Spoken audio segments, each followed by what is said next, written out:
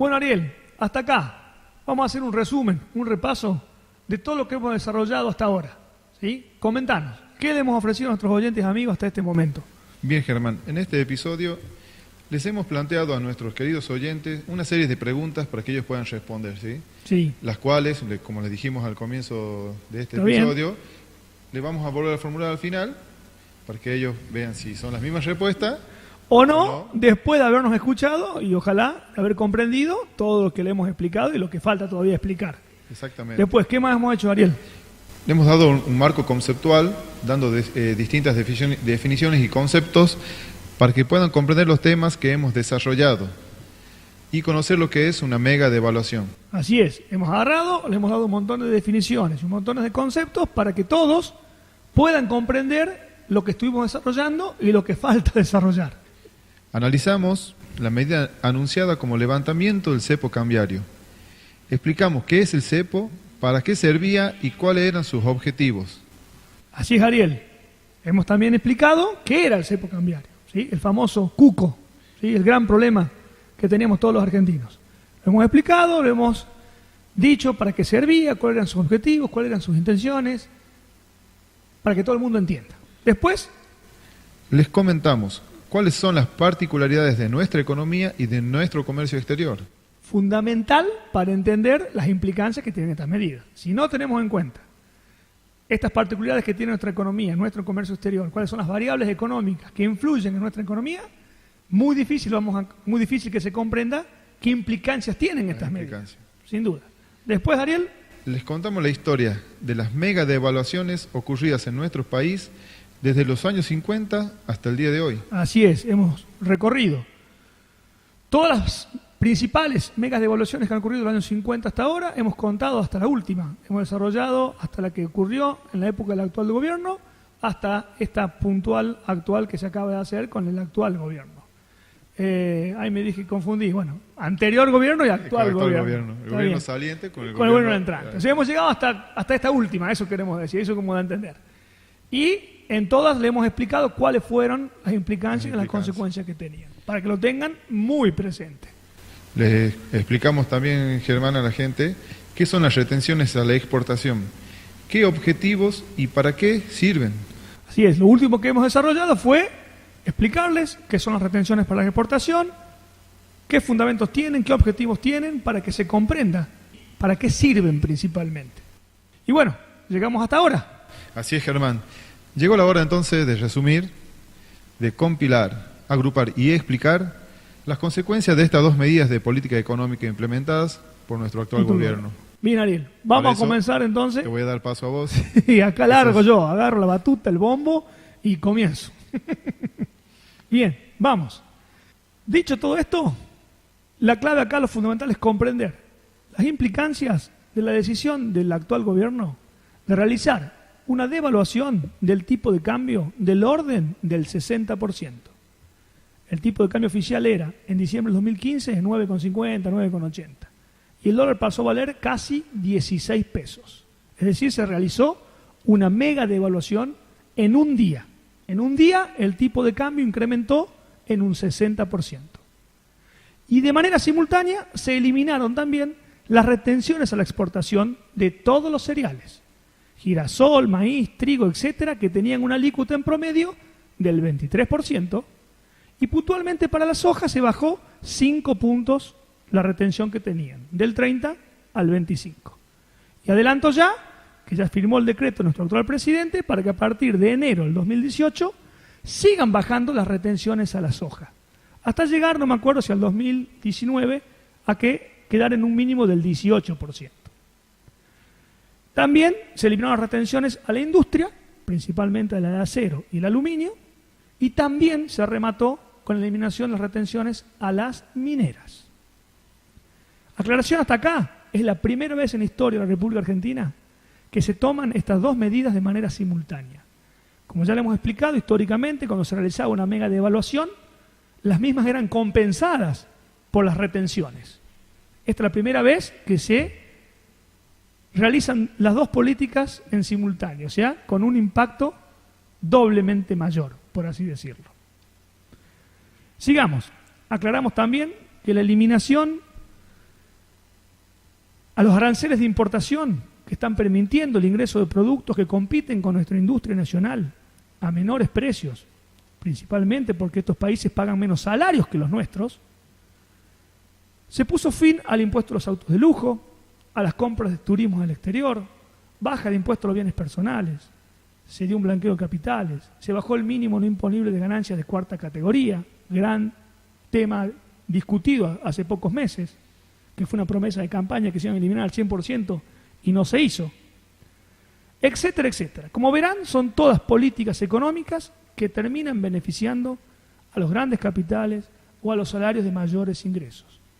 Aclaro esto porque no hace falta que lo digamos nosotros, ya está a las claras de que el actual gobierno está beneficiando fuertemente a ciertas minorías, generalmente poderosas, en desmedro de los intereses de las mayorías. Sigamos. La mega devaluación, Ariel, fue realizada de manera abrupta y fue la más fuerte en casi toda la historia de nuestro país. Por ende, tuvo un impacto inflacionario muy alto que provocó una alza generalizada de los precios internos, el famoso llamado shock inflacionario, con la consiguiente pérdida de poder adquisitivo de los trabajadores, asalariados, jubilados, empresarios locales, cuentapropistas, profesionales y todas aquellas personas cuyos ingresos estén expresados en pesos argentinos y generalmente fijos. Es decir, se afectó a toda la población argentina, pegando con mucha fuerza en la población de bajos ingresos que destinan gran parte de su salario en bienes de consumo básicos. Es decir, que gastan todos sus pocos o muchos ingresos principalmente en comer, en alimentarse, en vestirse. Esto hay que aclararlo, ¿sí? Acá se está dañando fuertemente a la gente que está en la base de la pirámide de Ariel, ¿sí? Esa es la que más sufre. Mis amigos profesionales de clase media la están peleando, sufren sus efectos, no están exentos a todas estas consecuencias que estoy diciendo, pero la pelean, se defienden. Acá hay que pensar en la gente más pobre, en la gente de bajos ingresos, que realmente le está costando a algunos hasta alimentarse. Y muchos, millones, ya ni siquiera se pueden alimentar. Son los famosos 4 millones de nuevos pobres que se habla. Ese sector de la sociedad es la que más está sufriendo hoy las consecuencias de estas políticas económicas. ¿Está claro, Ariel? Sí, Germán. Hasta ahí bien. Vamos muy bien. Continuemos. ¿Por qué la inflación fue inflacionaria? Consultémonos. Preguntémonos. ¿Por qué la mega devaluación? Es inflacionaria. ¿Por qué genera un shock inflacionario? Vamos a desarrollarlo. Si tenemos en cuenta las particularidades de nuestro país en su matriz exportadora y productiva, ¿se acuerda, Ariel? Podríamos repasarla, pero no quiero perder tiempo. Que exportamos alimentos, que las exportaciones que realizamos en alimentos son generalmente inelásticas, una sube el precio, o sea, no se generan mayores volúmenes ante una sube el precio, que nuestra industria depende de muchos insumos y maquinarias importadas, que nuestros empresariados tienen una tasa de ganancia dolarizada, que los argentinos son los que más atesoran dólares en el mundo, bueno, etcétera, etcétera. Una serie de cosas que ya todo eso, ¿qué hace? Que un aumento brusco en el tipo de cambio, ¿sí?, es lógico, es de esperar, un alza general en los precios internos. Repasemos. Si yo le decía, como recién, la estructura de producción de bienes en la economía argentina posee un alto componente de insumos, materias primas y maquinarias y tecnologías importadas, ¿qué pasa cuando sube el tipo de cambio? Estas importaciones se encarecen y por ende ese mayor costo de la importación se trasladará al costo del producto que nosotros vamos a consumir. Entonces, ante una suba del tipo de cambio, se encarecen las importaciones de estos insumos y tecnologías y maquinarias necesarios para nuestra industria, por ende, nuestros productos producidos en nuestro país van a incrementar su valor. ¿Se entiende? Perfecto. Bien.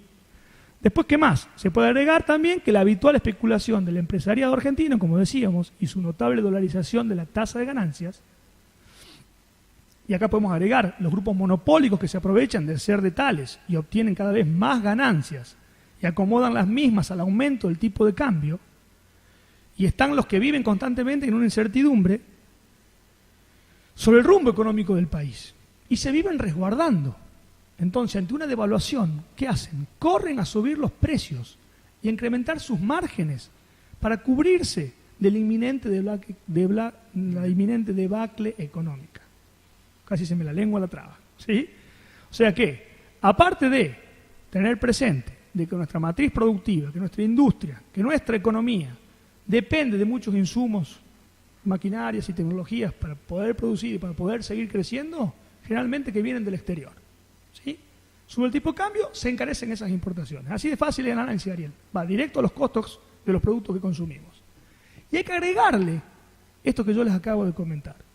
La especulación, suena fea la palabra especulación, pero realmente la manera de manejarse el empresariado argentino, que está acostumbrado a vivir de crisis tras crisis y dolariza su ganancia. El parámetro es si el tipo de cambio se va y la economía va a reventar prontamente, entonces yo ¿qué voy a hacer? Voy a incrementar mis precios, voy a incrementar mis márgenes de ganancia porque no sé hasta cuándo voy a poder seguir trabajando en las mismas condiciones que estoy hoy. Y después está el empresariado que dolariza su ganancia. Y si yo quiero ganar en dólares tanto, si el tipo de cambio sube, bueno, mi ganancia tiene que subir a la misma proporción que sube el tipo de cambio. Ese es un problema cultural que tiene nuestro país, originado porque la economía está dolarizada, ¿sí? No por casualidad, la Argentina es el principal país que más dólares tiene dentro de su economía. O sea, el tercero en volumen y el primero en cantidad de dólares por habitante. ¿Se acuerdan que lo hablamos dentro de las particularidades? Bueno, esto tiene un alto impacto inflacionario. Esa es la conclusión. Sigamos desarrollando. Entonces, atacar las secuencias conocidas. Sube el tipo de cambio, aumentan los costos de producción de los bienes y las empresas suben los precios de los insumos. Agreguemos el otro factor, Ariel, que tiene un alto impacto inflacionario, como decíamos. Muchos alimentos, y principalmente los cereales claves para la producción de los mismos, son commodities con precios internacionales. Y son los que se terminan exportando, ¿sí? Por ejemplo, el trigo, que es el insumo de todas las harinas, el pan, las pastas, etc.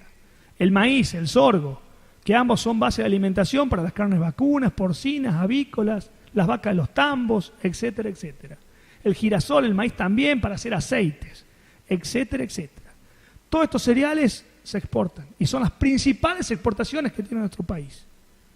Al subir el tipo de cambio, se encarecen en el mercado local todos estos cereales, que son la base de nuestra alimentación. ¿Sí? Entonces, sigamos razonando, también es sencillo. Si sube el tipo de cambio, si se realiza una mega devaluación y pasan a tener un mayor valor estos cereales en el mundo, nosotros para poder comprar y para que no se exporte hay que acomodar el precio de su valor interno al precio internacional. Por ende, suben el precio de todos estos cereales que son la base de toda nuestra alimentación. Por ende, suben los precios de todos nuestros alimentos. ¿Se entiende la lógica? No es nada difícil, es simplemente comprenderla y entenderla. ¿Por qué la mayoría de las personas no entiende esto? Porque nadie las explica de manera sencilla. Sino que se habla de que la devaluación va a ayudar a la economía regional, es que estamos saliendo del cepo cambiario. Todo eslogan muy bonito, Pradgay diciendo que de esta forma vamos a crecer, vamos a llegar a la pobreza a cero, y todo el mundo interpreta que esto termina siendo una medida política excelente, que es la base del crecimiento, cuando en realidad no es tan difícil darse cuenta, cuando se conocen las variables y las particularidades de nuestra economía, de que son medidas altamente inflacionarias, que le hacen perder poder adquisitivo a la gente, que hacen que caiga el nivel de actividad, que hacen que haya mayor desocupación y que hacen que haya una distribución regresiva del ingreso.